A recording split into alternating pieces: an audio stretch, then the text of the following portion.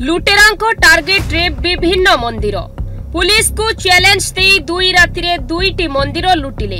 लुटेरांको टेर पाउनी पुलिस आठगढ़ थाना सम्मुखरे थिबा आठगढ़ अधिष्ठात्री मां बाउतींको मंदिरर विभिन्न ताला भांगी मां को सुना रूपा आखिचिता सह पूजक रखिथिबा टंका लुटिनेले।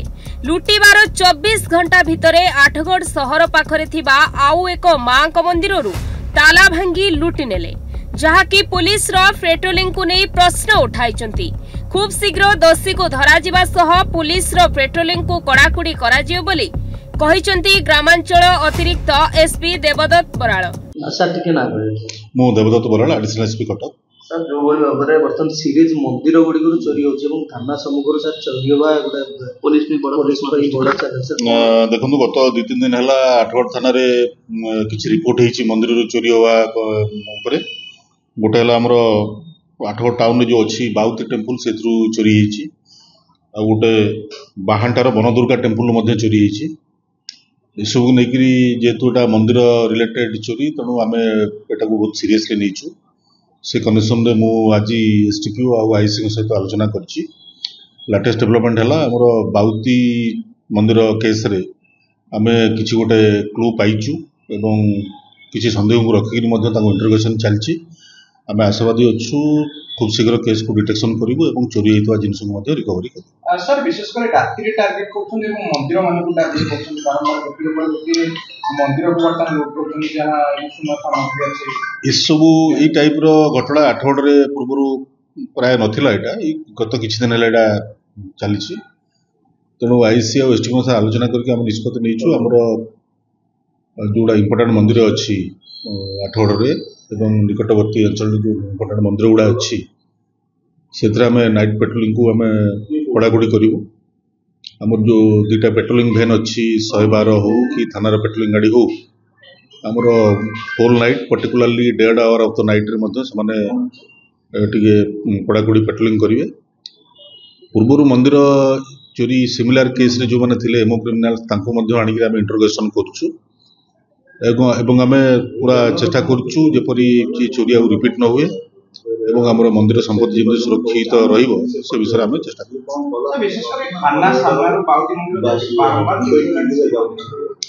पूर्वर कौन चोरी होता से विषय डिटेल्स तथ्य मो पाखे ना कि जहाँ भी मंदिर चोरी सब गोटे संवेदनशील मैटर सब से हिसाब से आम मैटर को बहुत सीरियसली नहीं आम तदंत करुँ।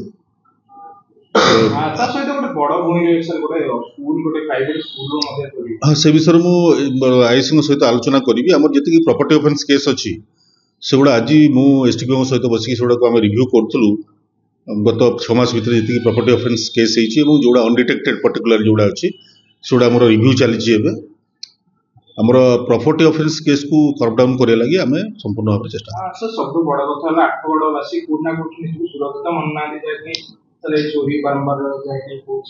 नहीं सुरक्षा तो स्थानीय पुलिस तरफ नागरिक मान सुरक्षा पर सब ध्यान दिखाई आमती माने बड़ धरण प्रॉपर्टी ऑफेंस किसी ना भितर जहाँ कि हूँ छोट मोट प्रॉपर्टी ऑफेंस पर्टिकुलारली मंदिर चोरी एगुड़ आम बहुत सीरियसली नहीं चेष्टा कर डिटेक्शन करने जमी भविष्य नहब प्रिभेन्ट करने लगी आम आमर उद्यम जारी रखिछु।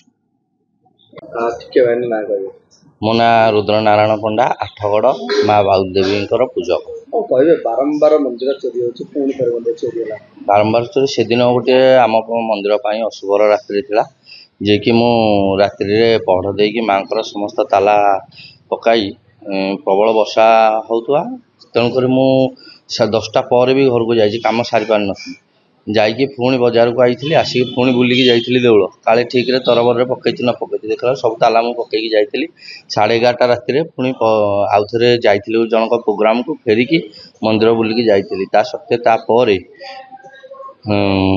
से दिन राति समस्त ताला भंगा जाइए माँ को मंदिर ताला भी भंगा जाइए चोरी होता बोली से पछगड़ ट्रंक रे से आमर गोटे छोट फरुआ भितर जोड़े 3टी सुना चिता 6-7 हल रूपा आखि थिला कि बेश परिवर्तन आम रखू ମାଙ୍କର ବେଶ ପରିବର୍ତ୍ତନ ପାଇଁ ରଖୁ। ତେଣୁକରି ମା ଯାହା ଲାଗି କରିଥିଲେ ସେଗୁଡ଼ା କିଛି ଦେଇନି। ସେଇଗୁଡ଼ାକ ଧଇଲା ପରେ ଅନ୍ୟାନ୍ୟ ଜିନିଷ ଥିଲା ନେଇପାରିଥାନ୍ତା, କ'ଣ ପାଇଁ ସିଏ ନେଲାନି ସିଏ ହିଁ ଜାଣିଥିବ।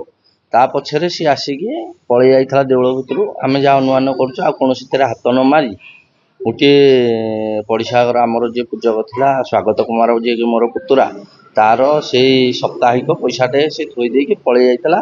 ତରବର ଅବସ୍ଥା ଭିତରେ ସେ ଥୋଇ ଦେଇକି ମନ୍ଦିରରେ ଯାଇଥିଲା, ଯେଉଁଟାକି 5,000 ରୁ 7,000 ଖଣ୍ଡେ କଷ୍ଟ ହେବ। ସେ ସେଇ ପୁଡ଼ିଆଟି ଧରିଥିଲା। ତା ବାହାରେ ବି ଆମ ରୁମ୍ରେ ବହୁତ ଘଣ୍ଟାଘଣ୍ଟି କରିଛି। ବହୁତ ଏଇ ଟିଫିନ୍ ଥିଲା, ବିସ୍କୁଟ୍ ତାକୁ ବି ନେଇଯାଇଛି।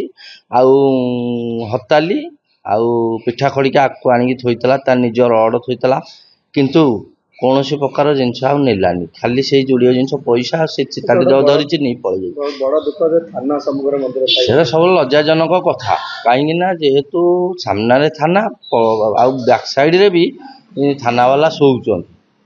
ସେ ଆମ ମଡେଲ ସ୍କୁଲ ଭିତରେ ଥାନାବାଲା ଶୋଉଛନ୍ତି, କିନ୍ତୁ ତାଙ୍କର କୌଣସି ପ୍ରକାର 6 ଥର ହେଲା ଏଇଥରକ ମିଶିକି, କିନ୍ତୁ ତାଙ୍କର କୌଣସି ପ୍ରକାର ଇଏ ନାହିଁ। ଗଲା ଥରକ ଆମେ ତାଙ୍କୁ ଚୋର ଆଣିକି ଧରେଇ ଦେଇଥିଲୁ।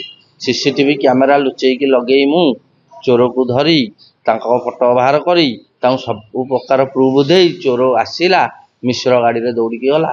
ସେ ସମୟରେ ଯେଉଁ ଅଫିସର ଥିଲେ ଆମେ ତାଙ୍କୁ କହିଲୁ ଏ ମିଶ୍ର ଗାଡ଼ିରେ ଚଢ଼ିକି ଗଲାଣି, ତାକୁ ଧରନ୍ତୁ। ସେ କୌଣସି ପ୍ରକାର ରେସ୍ପଣ୍ଡ ହେଲାନି। ଏଇଥରକ କହୁଛନ୍ତି ତ ଆମେ ବୁଝିବୁ, 2-3 ଦିନ ଟାଇମ୍ ମାଗିକି ନେଇଥିଲେ, ତାରି ଭିତରେ ସେ ସୁବିଧା କରିକି ଧରିବେ ବୋଲି ପ୍ରତିଶ୍ରୁତି ଦେଇଛନ୍ତି।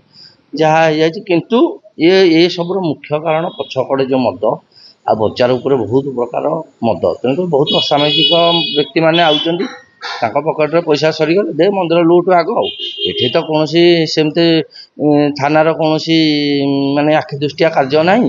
ତେଣୁକରି ଷ୍ଟ୍ରିଟ୍ ନାହିଁ ମନ୍ଦିର ଉପରେ କି ବଜାର ଉପରେ। ତେଣୁକରି ସେମାନେ ଦେଖୁଛନ୍ତି ଏ ଷ୍ଟ୍ରିଟ୍ ଜାଗା ନୁହେଁ, ପଶି ଚୋରି କଲେ କେହି କିଛି କହିବାର ନାହିଁ। ଆଉ ଗୋଟେ ମନ୍ଦିର କ'ଣ ଚୋରି ହେଇଛି ତା ପଛ ଏହା ଆହୁରି ଲଜ୍ଜାଜନକ। କାହିଁକିନା ଗଲା କାଲି ଯଦି ପରଦିନ ଏଇଟା ହେଇଛି, ତା ବାସି ପୁଣି ତାମାନେ କ'ଣ କେତେ ଆମ ପୋଲିସ କେତେ ଦୃଷ୍ଟିଗୋଚର କରିକି କାର୍ଯ୍ୟ କରୁଛି। ଆଠଗଡ଼ ଉପରେ ଏଥର ଅନୁମାନ କରାଯାଉଛି, କିନ୍ତୁ ସେ ଏଇଥର ପ୍ରତିଶ୍ରୁତି ଦେଉଛନ୍ତି। ଆମର ତାଙ୍କ ଉପରେ ଟିକେ ଭରସା ଅଛି, ଯେହେତୁ ସେ କହିଲେ ନାଇଁ ଆମ ଯାହା ହେଇଯାଇଛି, ଆମେ ଏଇ ଚୋରଟାକୁ ନିଶ୍ଚିନ୍ତ ଧରିବୁ। ମନ୍ଦିର ସୁରକ୍ଷିତ ନାହିଁ, ସାଧାରଣ ଲୋକ କେତେ ସୁରକ୍ଷିତ ନେବେ? ନା ସେଇଟା ସ୍ୱାଭାବିକ କଥା। ଆମେ ହିଁ ଆମକୁ ନିଜକୁ ସୁରକ୍ଷିତ କରିବାକୁ ପଡ଼ିବ, ବୁଝିଲେ କି? ତେଣୁକରି ଥାନାବାଲା ଆଉ କୌଣସି ପ୍ରକାର ସୁରକ୍ଷିତ ଦେଉନାହାନ୍ତି କାହାକୁ।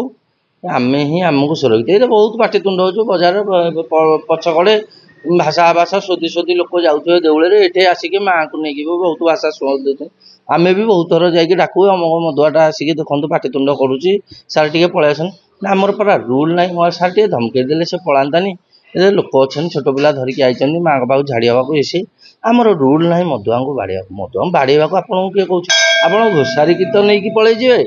ସେ ସେମାନଙ୍କୁ ଧରୁନାହାନ୍ତି, ବାଡ଼ଉନାହାନ୍ତି। କ'ଣ ଇଏ ପୁଲିସର ଆମେ ବି ବୁଝିପାରୁନୁ କେଉଁ ଆଇନରେ ମଦୁଆଙ୍କ ପାଇଁ ଏଇଟା ଲେଖା ହେଇଛି, ଆଉ ସାଧାରଣ ଲୋକଙ୍କୁ ଲୁଟିବାକୁ ଲେଖା ହେଇଛି। ହେଲମେଟ୍ଟା ନଥିଲେ ସାଧାରଣ ଲୋକଙ୍କୁ ଲୁଟିବାକୁ ଲେଖା ହେଇଛି। ମଦୁଆଟା ଅପ୍ରୀତିକର ପରିସ୍ଥିତି କାର୍ଯ୍ୟ କରୁଛି, ତାକୁ ନେଇକି ଥାନାରେ ବସାଇବାକୁ କିଛି ଲେଖା ହେଇନି। ଇଏ କି ଆଇନ? ଇଏ କ'ଣ ପୁଲିସର ନୀତି ନିୟମ? ଆଠଗଡ଼ରୁ ମିନତି ପ୍ରତିହାରୀଙ୍କ ରିପୋର୍ଟ, ନ୍ୟୁଜ୍ ଇଣ୍ଡିଆ।